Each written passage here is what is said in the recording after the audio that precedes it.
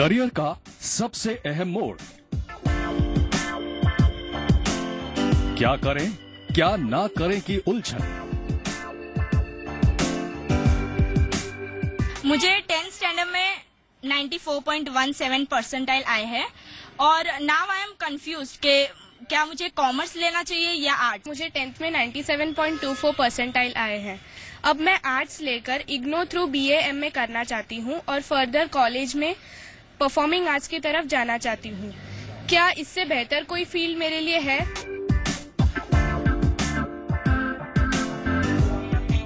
किस कोर्स में ले एडमिशन। मुझे 12th में 99.98 परसेंटाइल आए हैं। मैं कंप्यूटर और पेट्रोलियम में जाना चाहता हूँ। इन दोनों में से कौन सा अच्छा रहेगा और इससे भी अच्छा कोई तीसरा विकल्प मेरे लिए है, वो आप मुझे सुझाव कीजिए।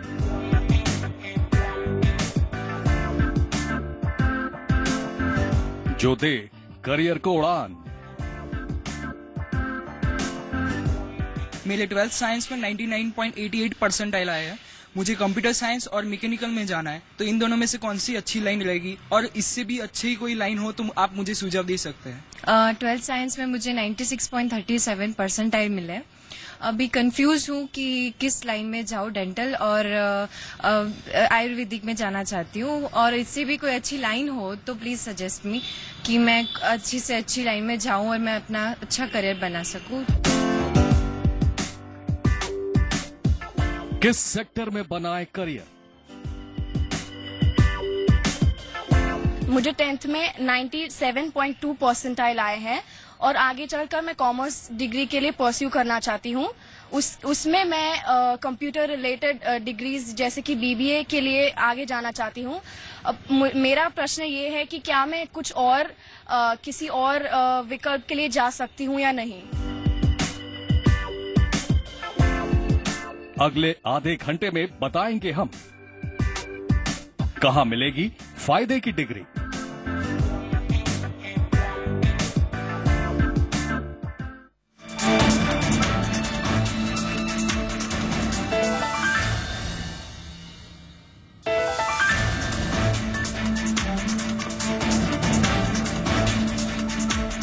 नमस्कार, मैं हूं गौरव अग्रवाल। आप देख रहे हैं जी बिजनेस और वक्त हो चुका है बहुत ही खास शो का, फायदे की डिग्री। जी हां, इस वक्त बहुत सारे छात्र ऐसा सोच रहे हैं कि आखिर वो कौन सा कोर्स चुने जो उनके लिए फायदेमंद साबित हो। तो देश के लाखों छात्रों को इस वक्त अपने करियर का एक अहम पड़ाव चुनना है। वो इस दौर से गुजर रहे हैं क्योंकि इस दौर में उन्हें लेना है अपनी जिंदगी का सबसे बड़ा फैसला, क्योंकि एक सही फैसला उनका करियर संवार सकता है, उन्हें सही दिशा दे सकता है। कैसे लगेंगे करियर को पंख, किस सेक्टर में ले एडमिशन, कौन सा कोर्स दिलाएगा बड़ा पैकेज। ये वो सवाल हैं जो स्कूल से पास आउट स्टूडेंट्स के दिलो दिमाग में घर कर जाते हैं, क्योंकि एक सही फैसला आपके करियर को चार चांद लगा सकता है, यानी कि कामयाब बना सकता है, तो वहीं एक गलत फैसला आपको जिंदगी भर का अफसोस दे सकता है। अक्सर स्टूडेंट्स इसी उधेड़-बुन में लगे रहते हैं कि 12वीं पास करने के बाद वो कौन सा कोर्स करें जिसे करके कामयाबी उनके कदम चूमे। एडमिशन ट्रेंड्स के मुताबिक 12वीं पास करने के बाद सबसे ज्यादा स्टूडेंट्स मैनेजमेंट और इंजीनियरिंग जैसे कोर्स की ओर रुख करते हैं। साइंस ग्रेजुएट कोर्स करने वालों की भी कमी नहीं है। कॉमर्स के मुकाबले आर्ट्स भी कड़ी टक्कर में है, जबकि मेडिकल करने वाले छात्र भी अच्छी खासी तादाद में हैं। ज़्यादातर बच्चे कॉमर्स और साइंस प्रिफर करते हैं। अभी आर्ट्स में जाने वाले बच्चे की संख्या बहुत कम हो रही है। कॉमर्स में सबसे ज़्यादा जो 5 इयर्स MBA इंटीग्रेटेड कोर्स है उसमें बच्चे सबसे ज़्यादा जा रहे हैं। इसमें प्लेसमेंट अच्छा हो रहा है और इसमें मिनिमम बच्चे को 25,000 से ज़्यादा सैलरी मिलती है। स्टूडेंट्स का अलग अलग सेक्टर में बढ़ता क्रेज इस बात पर भी ज्यादा निर्भर करता है कि उस सेक्टर में मिलने वाला शुरुआती पैकेज कितना है। यही वजह है कि स्टूडेंट शुरुआती पैकेज के हिसाब से अपने फैसले करते हैं। कंप्यूटर के बारे में अच्छी जानकारी लेनी है, कंप्यूटर में जिसका रश है उसके लिए 3 साल का BCA का कोर्स है और उसके बाद वो 2 साल का MCA का कोर्स करते हैं, तो 5-7 मिलाकर वो MCA की डिग्री पाते हैं और ये डिग्री के लेने के बाद भी उसको मिनिमम कॉर्पोरेट में 50,000 के सैलरी से अच्छी जॉब मिल जाती है। तो स्टूडेंट्स को कामयाबी दिलाने वाले कई रास्ते मौजूद हैं। जरूरत है तो महज सही समय पर सही फैसला लेने की, ताकि फायदे की डिग्री आपको उम्र भर फायदा पहुंचाती रहे। केतन जोशी के साथ ब्यूरो रिपोर्ट, जी मीडिया। और इस वक्त इसी मुद्दे पर बात करने के लिए मेरे साथ एक बहुत ही पावर पैक पैनल है, बहुत ही खास लोग इस वक्त मेरे साथ जुड़े हुए हैं। मेरे साथ राजश्री हजारे हैं, आप डायरेक्टर हैं सेरेबस कंसल्टेंसी की। साथ ही मेरे साथ प्रमोद महेश्वरी साहब हैं, सीएमडी हैं करियर पॉइंट के। मेरे साथ इस वक्त संजीव आचार्य हैं, आप करियर कंसल्टेंट हैं। साथ ही प्रीति भारती मेरे साथ बिजनेस मैनेजर उमाम कंसल्टेंट्स की। आप सभी का बहुत स्वागत है। सबसे पहले राजश्री जी मैं आपके पास आना चाहूंगा। 10+2 पास आउट बहुत सारे बच्चे हैं इस वक्त जो इस उधेड़बुन में लगे हैं कि आगे कौन सी स्ट्रीम, आगे कौन सा ऐसा कोर्स चुने जिनसे उनको आने वाले वक्त में अच्छी जॉब मिले, अच्छा करियर मिले, अच्छी ग्रोथ मिले। आप क्या राय देंगी सबसे पहले ऐसे बच्चों को? सबसे पहले ये जानना जरूरी है कि उनका लाइकिंग क्या है। एज एन इंडिविजुअल स्टूडेंट उनका लाइकिंग क्या है, क्योंकि हम जब देखते हैं कि इमर्जिंग सेक्टर कौन से है, एक तो अपने ट्रेडिशनल सेक्टर है जहां ये बच्चे अपना करियर आगे कर सकते हैं, और दूसरा है जो हम लोग बोलते हैं कि न्यू एज इंडस्ट्री है, जो नए नए कोर्सेज आए हैं वो भी उन्हें देखने चाहिए, एक्सप्लोर करने चाहिए।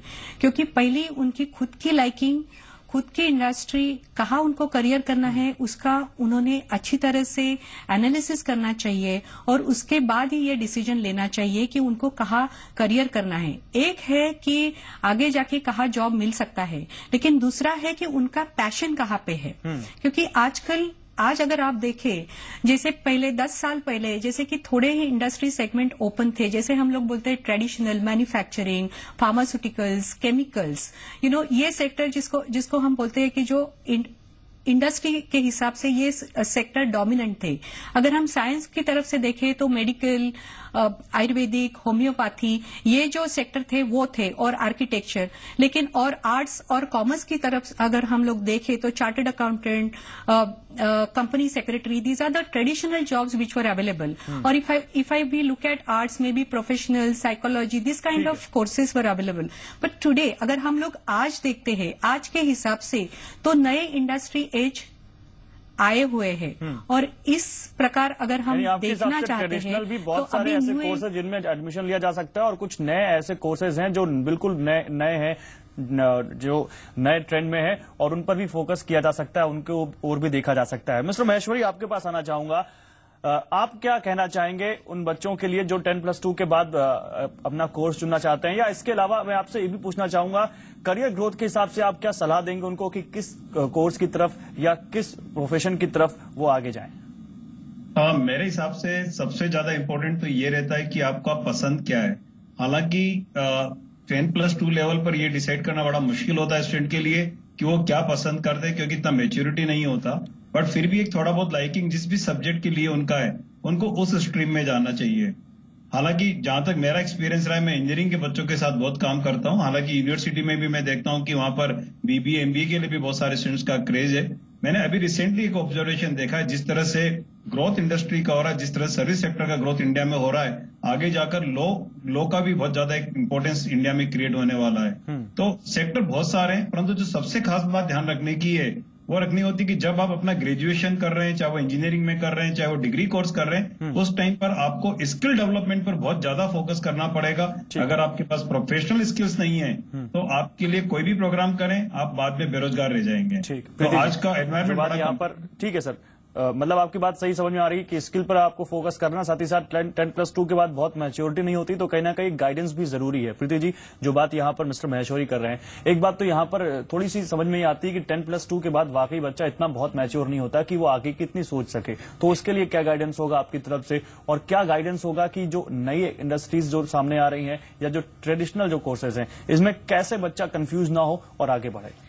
अकॉर्डिंग टू मी, जैसे कोई बच्चा अभी 12th में होता है, सबसे पहले तो वो बहुत कंफ्यूज होता है, एग्जाम देता है, उसको पता नहीं होता where I have to go, कुछ आइडिया नहीं होता।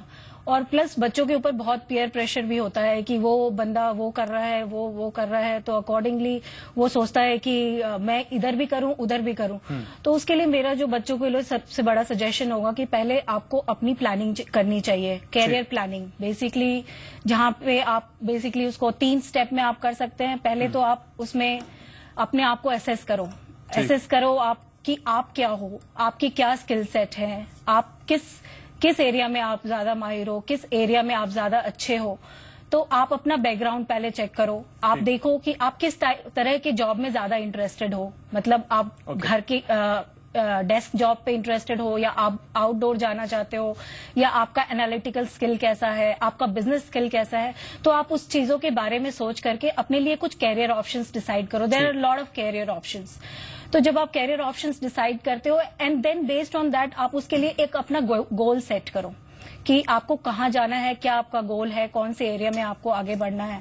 तो अकॉर्डिंग टू मी बहुत सारे कैरियर ऑप्शंस आज के टाइम में है। जैसे हमारे पुराने ट्रेडिशनल, जैसे सर ने भी बताया कि ट्रेडिशनल हमारे इंजीनियरिंग है, हमारा मेडिसिन है, law is also there. So there are lot of career options in terms like अभी नई इंडस्ट्री के बारे में बात करें तो हमें लगता है कि अभी कुछ इंडस्ट्रीज जैसे कि आप ई कॉमर्स की बात करें, वो बहुत बूमिंग सेक्टर है और आज की डेट में उसकी इम्पोर्टेंस बहुत ज्यादा बढ़ती जा रही है और हमें लगता है कि ये नेक्स्ट 2-3 years में it is in the infancy stage. E commerce में बहुत ज्यादा इमर्जिंग इंडस्ट्री है ई कॉमर्स, और इस पर अभी आप फोकस कर सकते हैं, इस पर भी ध्यान दे सकते हैं। ठीक है, इसमें ग्रोथ बहुत ज्यादा हो रहा है, आने वाले दिनों में दिखती है। लेकिन मिस्टर संजीव आचार्य साहब, आपके पास जब कोई बच्चा आता है या जब उसके माँ बाप आते हैं किसी कंसल्ट करने के लिए कि भाई बताइए मैं आगे अपने बच्चों को किस दिशा में लेकर जाऊं, तो आपकी सलाह क्या होती है? और अभी के लिहाज से अगर सेक्टर वाइज में आपसे पूछूं तो आप वो कौन से 3 सबसे ज्यादा ग्रूमिंग या 3 सबसे ज्यादा ग्रोइंग सेक्टर जो आप बताना चाहेंगे बच्चों को? देखिए, पहले तो जो पेरेंट्स आते हैं तो फुल्ली कंफ्यूज्ड होके आते हैं एंड बच्चों से ज्यादा कंफ्यूजन पेरेंट के पास होती है। सेकंड चीज है कि जो हमने करियर पाथ की बात अभी कर रहे हैं, इसमें ज्यादा दौर से हमको देखना चाहिए कि पेरेंट्स को ज्यादा रिसर्च करना चाहिए, क्योंकि बच्चा ही होता है, वो पीयर प्रेशर में आता है और ज्यादा जो स्कूल में सुनता है उसको करने जाता है। लेकिन पेरेंट्स को रिसर्च करना है कि आगे वाले दिन में क्या बूमिंग है, गवर्नमेंट की क्या पॉलिसी है। जैसे प्रेजेंट गवर्नमेंट की जो हमारे जो पॉलिसी है, प्राइमरली 3-4 सेक्टर में मोर फोकस है, लाइक इंफ्रास्ट्रक्चर एक हो गया, secondly manufacturing sector, third is digital sector as well as hospitality sector. ये 4 सेक्टर के ऊपर थोड़ा पेरेंट्स और बच्चे थोड़ा इसको रिसर्च कर लें और इस दौरान में क्या क्या कोर्सेस अवेलेबल है, क्या क्या सब्जेक्ट्स लेना चाहिए। प्राइमरली 10th के बाद जो बच्चे आते हैं उनको कोई फोकस नहीं रहता क्या सब्जेक्ट ले, कौन सा स्ट्रीम में जाए। साइंस हम ले रहे हैं, साइंस सब्जेक्ट ले रहे हैं, लेकिन हमको इंजीनियरिंग करना नहीं है, लेकिन हम साइंस में फिजिक्स, केमिस्ट्री, मैथमेटिक्स लेके आगे चल रहे हैं। ठीक है। सपोज हम कॉमर्स में जाना चाहते हैं, क्यों ना हम कॉमर्स के सब्जेक्ट ले लें। कि हमको टीचिंग लाइन में, रिसर्च लाइन में रहना है, बिजनेस एनालिटिक्स हम करेंगे, कि सिविल सर्विस में जाना है, क्यों ना हम ह्यूमैनिटी सब्जेक्ट ले। सभी सब्जेक्ट का एक इक्वल पैरिटी है एंड हमको देखना चाहिए 10th के बाद प्राइमरीली बच्चा को किस क्षेत्र में हमको लेके आगे जाना है। तो इस दौरान में पेरेंट्स को ज्यादा रिसर्च करना चाहिए बच्चों से। तो बच्चों के साथ साथ माता पिता की भी पूरी जिम्मेदारी है कि वो भी अपने बच्चे की लाइकिंग्स डिसलाइकिंग्स का पूरा ख्याल रखें, उसकी क्षमता के बारे में जानें कि उसके अंदर कौन सा स्किल जो है डेवलप आगे चलकर अच्छे तरीके से हो सकता है और किस पर बच्चा ज्यादा फोकस कर सकता है, तो ज्यादा आसानी होगी। फिलहाल अब हम यहाँ एक छोटे से ब्रेक के लिए रुक रहे हैं। ब्रेक के बाद जब वापस लौटेंगे तो सीधे टू द पॉइंट बात ये करेंगे कि किस सेक्टर में इस वक्त एडमिशन लेने में या किस सेक्टर में आगे चलकर ग्रोथ दिखती है, वहां बच्चों को जाने की सलाह हमारे एक्सपर्ट देंगे, और देंगे तो क्यों देंगे, इसकी बात करेंगे। आप रहिए हमारे साथ।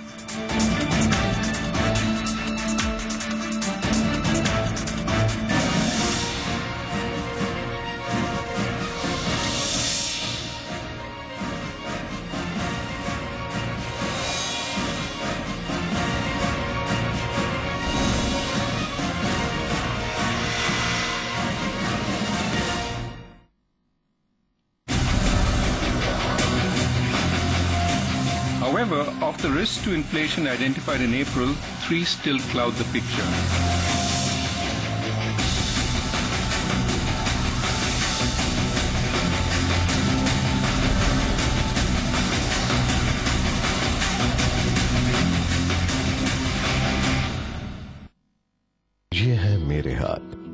हैं मैं इनमें अपना भविष्य देख सकता हूँ, पर मेरा मानना है मैं इनसे अपना भविष्य लिख सकता हूँ।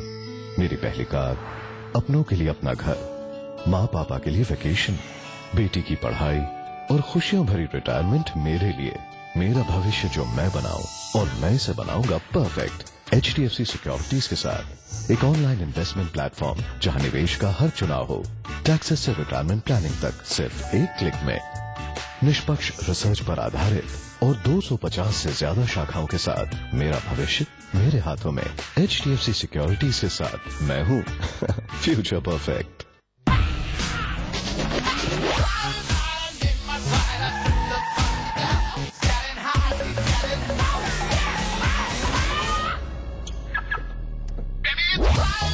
India's #1 SUV, Nissan Terrano, the power of style.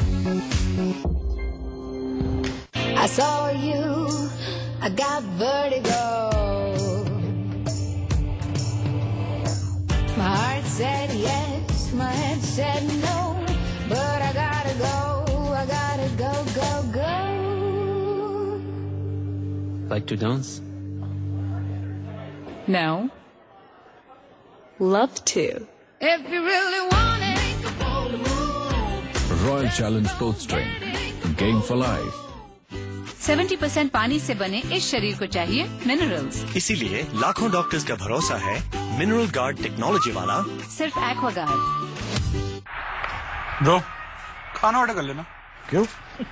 ये जो HD बॉक्स लिया है, इसमें तो सिर्फ क्रिकेट चैनल HD में आएंगे, भाभी के फेवरेट नहीं, तो वो तो आपको खाना देने से रही। Dish 2 HD+, maximum HD channels, including your Bharvi's favorite. वो तो इतनी खुश है कि Darling, cupcakes are ready.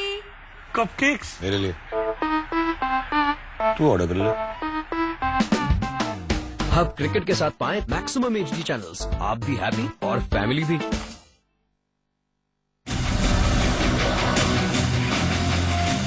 However, of the risks to inflation identified in April, 3 still cloud the picture.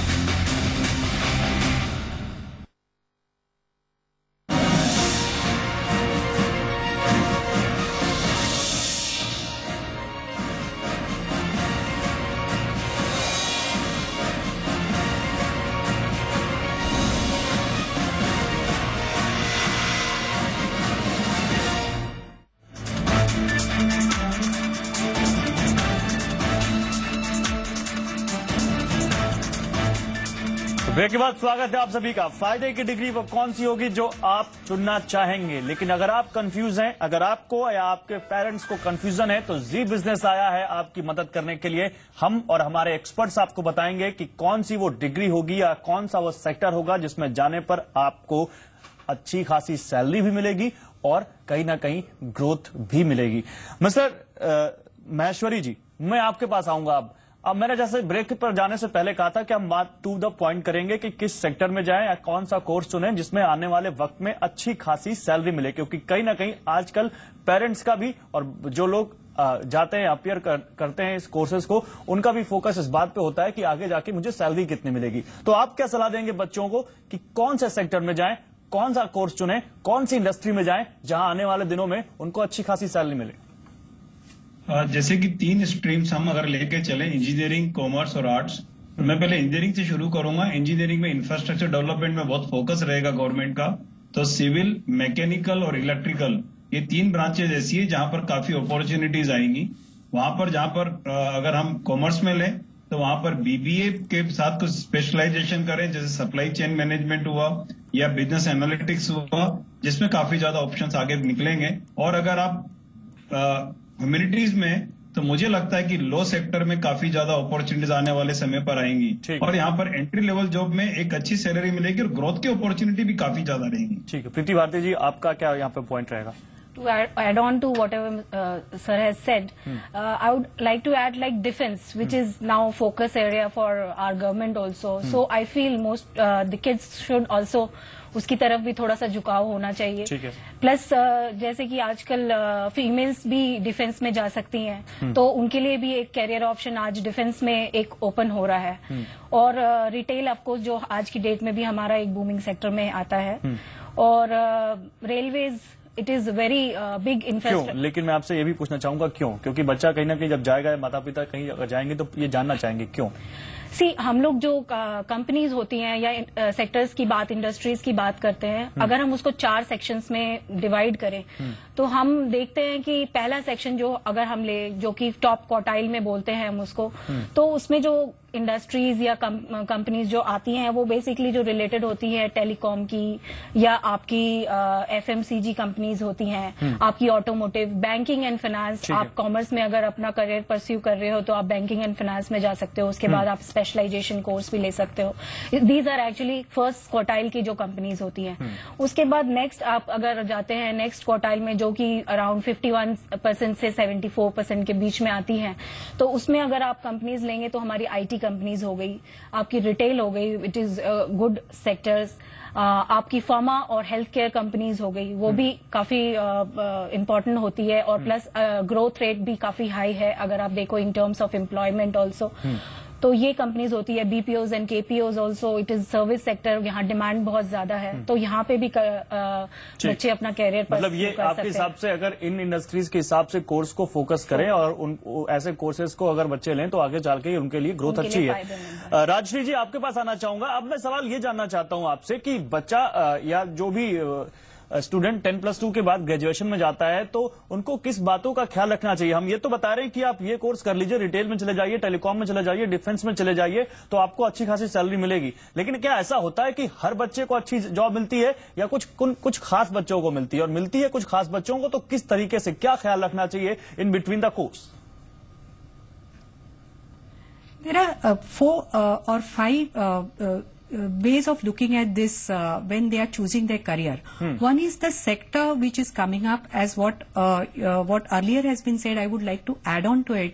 Like if you really look at e-commerce as a sector, because of e-commerce, which is an emerging sector, or what we say is a new age sector, because of that there are a lot of jobs which are in logistics sector or say operation.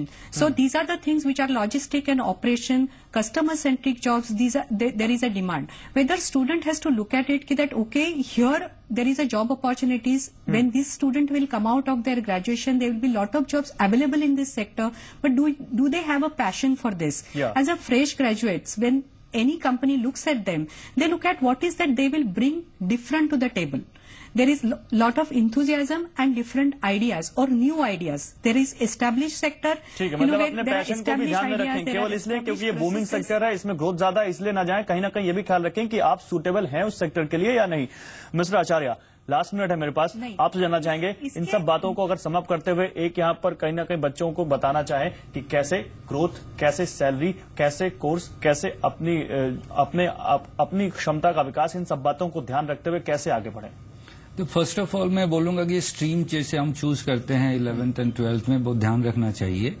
And इसमें definitely जैसे बोला गया, हम बात किए हैं कि हमारा इंटरेस्ट व हमारा पर्सनालिटी, एप्टीट्यूड, ये 3 चीज को ध्यान में रखते हुए we should choose our courses.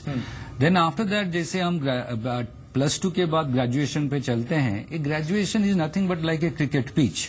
हम एक क्रिकेट पिच को स्ट्रांग बनाएंगे तो खेलने के लिए हमारा ये आसानी रहेगी, like we can keep on playing it. So it has to be a very strong pitch so that we can every day we can have a stroke like a 4 or 6ers we can play on our career.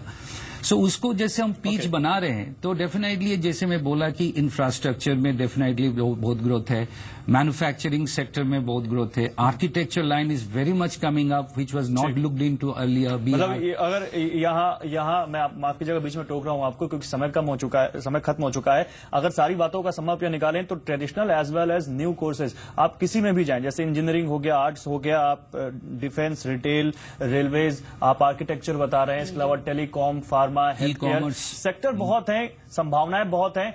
ख्याल आपको इस बात का रखना है कि आप जिस भी सेक्टर में जाएं उसमें आप अपनी सूटेबिलिटी का ख्याल जरूर रखें। बहुत शुक्रिया आप सभी का हमारे साथ जुड़ने के लिए।